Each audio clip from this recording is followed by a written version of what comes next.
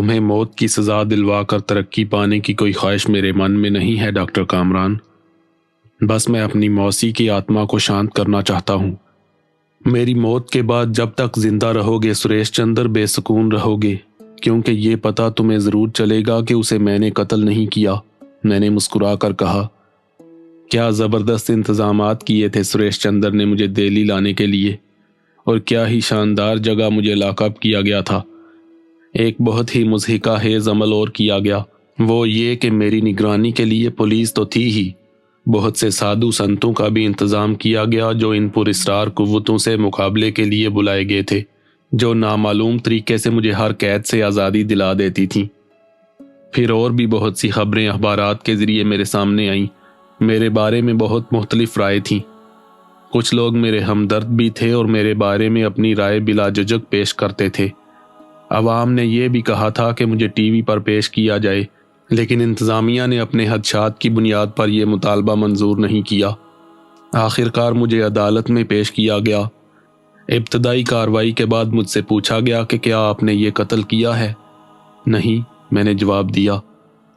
کیا آپ اس بات پر روشنی ڈال سکتے ہیں ڈاکٹر کامران کہ اگر آپ نے ڈاکٹر نیمو کو قتل نہیں کیا تو پھر وہ آپ کے بستر پر مردہ کیسے پائی گئیں؟ میں نہیں جانتا، میں نے جواب دیا۔ پھر بہت سے سوالات مجھ سے کیے گئے، مگر میں نے ان کے جواب دینے سے معذرت کر لی۔ میں نے کہا کہ اس ایک جواب کے بعد میں کوئی اور جواب نہیں دوں گا۔ میں نے اسے قتل نہیں کیا۔ اگر ثبوت اور شواہد میرے خلاف ہیں تو مجھے سزا دی جائے۔ سریش چندر نے میرا جسمانی ریمانڈ لے لیا، لیکن دوسرے دن ہی خبر ملی کہ پورے ہندوستان کی میڈیکل آرگنائزیشن نے 4 گھنٹے کی ہڑتال کی ہے۔ ان کا مطالبہ تھا کہ ایک پروقار اور بے پناہ قابل ڈاکٹر کی شخصیت کا احترام کیا جائے اور اسے کوئی جسمانی نقصان نہ پہنچایا جائے، میرے لیے کوئی قابل وکیل کیا جائے، اور جب تک میرے بارے میں سزا کا فیصلہ نہ کیا جائے مجھے ہر طرح کی سہولت دی جائے۔ میں اس خبر سے بہت متاثر ہوا تھا۔ دوسری پیشی کے بعد مجھے جیل بھیج دیا گیا۔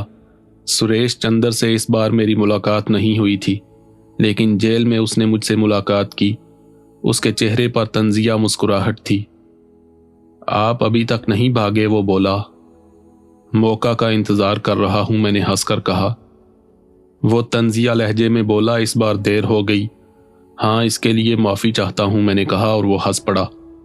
آپ یقین کریں ڈاکٹر، اگر آپ میری ماسی کے قاتل نہ ہوتے تو آپ سے دوستی کرتا، لیکن ماسی مجھے بہت پیاری تھی۔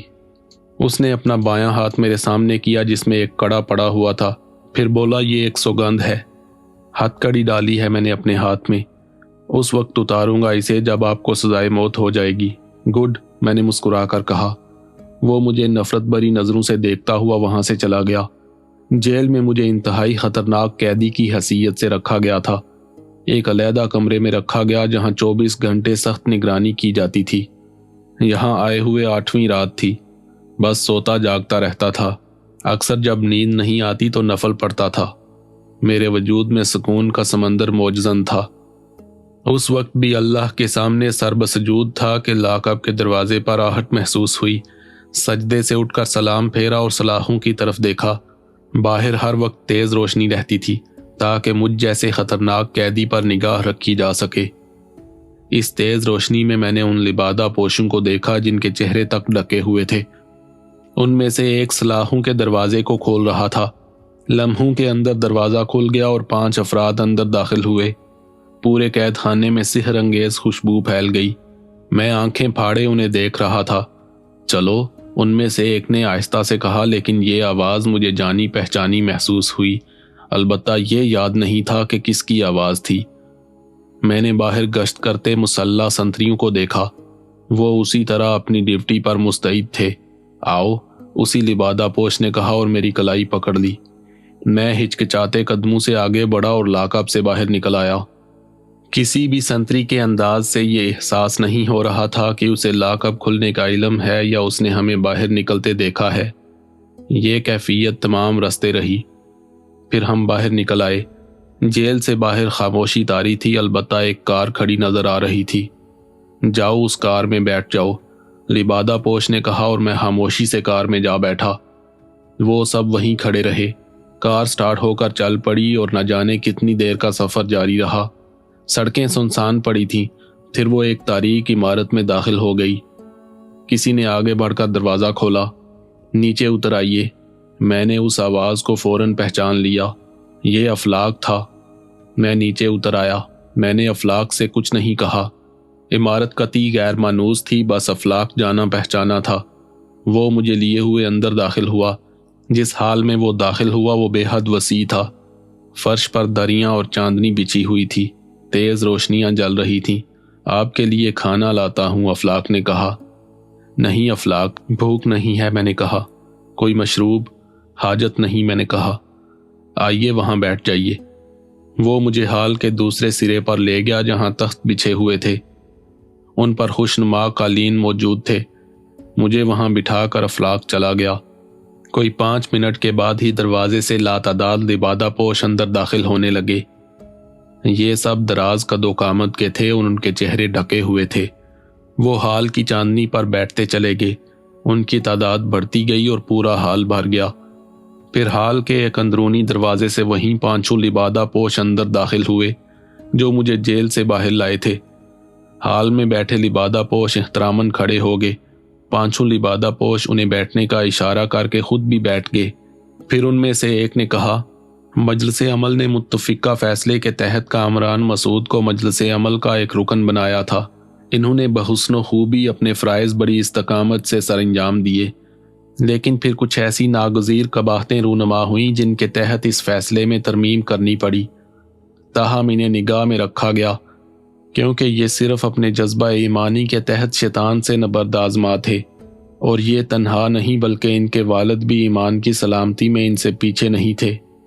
मजलिस अमल ने इजलास में फैसला किया कि इनकी रुकनीत मुअत्तल कर दी जाए, और ऐसा ही किया गया। लेकिन कुछ और फैसले भी किए गए जिनकी वजह सीगा इराज में रखी गई, जो अज़हद ज़रूरी थी। इस वक्त इन्हें अलविदा कहने के लिए जहमत दी गई। हम आपके किरदार और अमल से बहुत खुश हैं और आपको पूरे खलूस से अलविदा कहते हैं। चारों तरफ से अलविदा अलविदा की आवाज़ें आने लगीं। फिर ये मजलिस ख़त्म हो गई, लेकिन मुझ पर सिहर तारी था।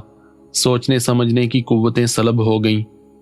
मुझे जिस तरह लाया गया था उसी तरह वापस लाकअप में पहुंचा दिया गया। मुझ पर कड़ी निगाह रखने वाले उसी तरह मुस्तैद थे। लाकअप में आने के बाद मुझे जैसे होश आ गया। इस पूरे अमल में न जाने कितनी देर लगी थी, इसका अंदाज़ा नहीं हो सका। हाँ, होश में आने के बाद मैंने गिरदो पेश पर निगाह डाली। सब कुछ जूं का तूं था। रोशनियां ऐसे ही जल रही थीं, संतरी वैसे ही गश्त कर रहे थे। किसी को शुबा तक नहीं हुआ था कि क्या हुआ है। मेरे लिए ख्वाब जैसी कैफियत में सब कुछ हुआ था, लेकिन ये सब ख्वाब में नहीं हुआ था। इतना गैर हाजिर जहन नहीं था। सब कुछ आलमे होश में हुआ था। फिर दूसरा ख्याल आ गया। उन लोगों ने मुझे अलविदा कहने के लिए ये मजलिस बर्पा की थी। अलविदा यानी रुखसत, दुनिया से रवानगी। बड़े खशू व हुजू से कलमा पाक पड़ा। मेरे माबूद, हाजिर हूँ, तेरी तख्लीक हूँ, वापस बुलाया जा रहा है। लब्बैक अल्लाहुम्मा लब्बैक, लब्बैक अल्लाहुम्मा लब्बैक, लब्बैक अल्लाहुम्मा लब्बैक। वुज़ू करने की सहूलत थी। वुज़ू किया और फिर नमाज पढ़ने लगा, यहाँ तक कि सुबह हो गई। उस दिन दोपहर के बाद वो वकील मेरे पास आया जिसे सरकारी तौर पर मेरे लिए किया गया था। इस वकालतनामे पर दस्तखत कर दीजिए। क्यों? मैंने खुश्क लहजे में कहा। मुझे तुम्हारा वकील मुकर्रर किया गया है, उसने कहा। किसने? अजीब आदमी हो, क्या तुम्हें वकील की ज़रूरत नहीं? नहीं। मरना चाहते हो? हाँ। क्यों? इसका जवाब क्यों दूं आपको? एक शक्ल में आपको जवाब दे सकता हूँ। पूछेंगे क्या? जी बताइए, वकील ने तंजिया कहा। जमानत दीजिए कि आप मुझे बचा लेंगे, मैंने कहा, और वकील के होंठों पर नफरत भरी मुस्कुराहट फैल गई। वो बोला, तुम्हें सिर्फ एक जमानत दे सकता हूँ कि तुम्हारा केस जितना खराब कर सकता हूँ करूँगा, ताकि मौत से तुम्हारी बचत ना हो सके। अरे वाह, ग्रेट। मगर क्यों? इसलिए कि मुझे तुमसे नफरत है। इस बार पेशी में कमरा अदालत में मुझे डॉक्टर शुक्ला की सूरत भी नजर आई। मुझे जबरदस्त सिक्योरिटी में अदालत लाया गया। प्रेस को मुझसे दूर रखा जाता था। पुलिस के जवान मुझे हर तरफ से घेरे हुए थे। डॉक्टर शुक्ला न जाने किस तरह अंदर आ गए थे। मेरी उनसे निगाह मिली तो मैंने हाथ हिलाया। انہوں نے دونوں ہاتھ جوڑ کر ماتھے سے لگائے مگر انہیں ہٹایا نہیں کیونکہ وہ اپنے آنسو نہیں روک سکے تھے۔ جج صاحب بولے، میرے علم میں آیا ہے کہ سرکاری طور پر آپ کو ڈاکٹر کامران کا وکیل مقرر کیا گیا ہے۔ جی جج صاحب، لیکن آپ نے وکالت نامہ پیش نہیں کیا۔ ڈاکٹر صاحب نے مجھے وکیل بنانے سے انکار کر دیا ہے اور وکالت نامے پر دستخط نہیں کیے۔ جج نے نگاہیں اٹھا کر مجھے دیکھا اور پھر میں نے وکیل کی طرف۔ میرے ہونٹوں پر مسکراہٹ تھی جسے دیکھ کر وکیل نروس ہو گیا۔ کیا آپ وکیل کی ضرورت محسوس نہیں کرتے ڈاکٹر کامران؟ نہیں جناب عالی۔ کیا آپ اپنا جرم قبول کرنے پر تیار ہیں؟ نہیں۔ تم نے سی پی بھلا صاحب کو وکیل بنانے سے کیوں انکار کیا؟ میں نے ضرورت محسوس نہیں کی۔ میں نے پہلی ہی پیشی پر عرض کیا تھا کہ میں نے ڈاکٹر نیمو کو قتل نہیں کیا، لیکن اگر شواہد میرے خلاف ہیں تو مجھے سزا دی جائے۔ مجھے یہ بھی ملزم کی کوئی چال معلوم ہوتی ہے سر۔ تمام ثبوت موجود ہیں، ساری رپورٹیں گواہی دیتی ہیں کہ ملزم نے ہماری مایا ناز ڈاکٹر نیمو کو وحشیانہ طریقے سے قتل کیا۔ یہ بے حد شاطر انسان ہے۔ آج تک اس نے یہ نہیں بتایا کہ اس کے گروہ کے دوسرے لوگ کہاں پوشیدہ ہیں۔ میری درخواست ہے جناب والا کہ اسے بدترین سزا دینے میں دیر نہ کی جائے، ورنہ یہ فرار ہو جائے گا، کیونکہ اس سے پہلے یہ کئی بار پولیس کے چنگل سے شاطرانہ طور پر فرار ہو چکا ہے۔ اس کے گواہ پولیس کمشنر سریش چندر جی ہیں۔ وکیل نے سریش چندر کی طرف اشارہ کیا اور سریش نے گردن خم کر دی۔ اس سے پہلے کہ فاضل جج اس بارے میں کچھ کہتے، کمرہ عدالت میں آگرہ پولیس ڈپارٹمنٹ کا ہیرو ارجن ٹھاکر داخل ہوا۔ چونکہ وہ پولیس کی وردی میں تھا اس لیے اندر داخل ہونے سے نہیں روکا گیا تھا۔ جج نے اسے ناخوشگوار انداز میں دیکھا۔ معذرت چاہتا ہوں جج صاحب، اسی کیس کے سلسلے میں ایک درخواست پیش کرنا چاہتا ہوں۔ اس کیس کے سلسلے میں؟ جج نے پوچھا۔ یس می لارڈ، ارجن ٹھاکر نے کہا اور جج صاحب نے گردن ہلا دی۔ ارجن نے ایک فائل درمیان سے کھول کر پیشکار کی طرف بڑھا دی۔ پیشکار نے اسے ادب سے جج کی خدمت میں پیش کیا۔ پورے کمرہ عدالت میں تجسس کی لہر پھیل گئی اور لوگ سوالیہ نظروں سے جج کی طرف دیکھنے لگے۔ خود جج کے چہرے کا رنگ بدلتا جا رہا تھا۔ درخواست پڑھنے کے بعد وہ کچھ لمحے خاموشی سے سوچتے رہے، پھر انہوں نے ارجن ٹھاکر کی طرف دیکھا اور بولے، ٹھیک ہے آفیسر، اسے مکمل خفیہ رکھا جائے گا۔ پرسوں اس کیس کی دوبارہ سماعت ہوگی۔ شکریہ میلارڈ۔ ارجن ٹھاکر نے سلوٹ کیا اور تیز رفتاری سے باہر نکل گیا۔ شدید سنسنی پھیل گئی، ہر چہرہ متجسس نظر آ رہا تھا، خود میں بھی حیران تھا۔ پولیس نے مجھے تحویل میں لے لیا اور باہر نکال لائے۔ میں بارود کا باکس بنا ہوا تھا، کسی کے سائے سے بھی دور رکھا جا رہا تھا۔ وقت گزر گیا، میری خود سمجھ میں نہیں آ رہا تھا کہ اس درخواست میں کیا ہے۔ مجھے کوئی فکر نہیں تھی، میری زندگی کے اختتام کی خبر مجھے مل گئی تھی۔ بزرگوں نے مجھے الوداع کر دیا تھا۔ وہ اگر چاہتے تو مجھے اپنی پناہ میں لے کر کہیں بھی روپوش کر سکتے تھے جیسا پہلے کرتے تھے۔ اب گنجائش نہیں تھی۔ پیشی کے وقت تک عبادت کرتا رہا اور مغفرت کی دعا مانگتا رہا۔ میری ہر پیشی پر اخباری نمائندوں کا بے پناہ رش ہو جاتا تھا، لیکن انہیں سیکیورٹی کو مد نگاہ رکھ کر قریب نہیں آنے دیا جاتا تھا۔ آج بھی ان کی بھیڑ تھی۔ ارجن ٹھاکر کی درخواست کی خبر چھپی نہیں رہ سکی۔ سٹیج سج گیا۔ جج بلا تاخیر اپنی جگہ پر آ بیٹھے۔ سریش چندر کا موڈ بہت خراب لگ رہا تھا۔ جج نے کارروائی شروع کرنے کا حکم دیا۔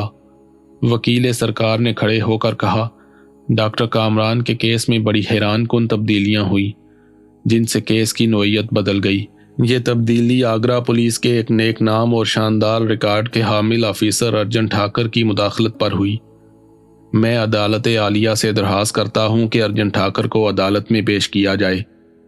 جج کے حکم پر ارجن ٹھاکر کو طلب کیا گیا اور وہ کٹہرے میں آ گیا۔ سرکاری وکیل نے کہا، آفیسر ارجن ٹھاکر، آپ نے دعویٰ کیا ہے کہ ڈاکٹر کامران مسعود روز ازل سے بے گناہ ہیں۔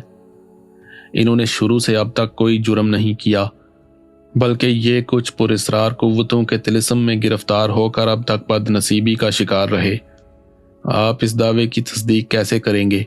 جناب والا، بھگوان کی دیا سے میں نے اپنے بدن پر پہنی ہوئی وردی کو ہندوستان اور اپنے ماتا پتا کی لاج سمجھا ہے اور ہر وہ کام کیا ہے جو سچ ہو۔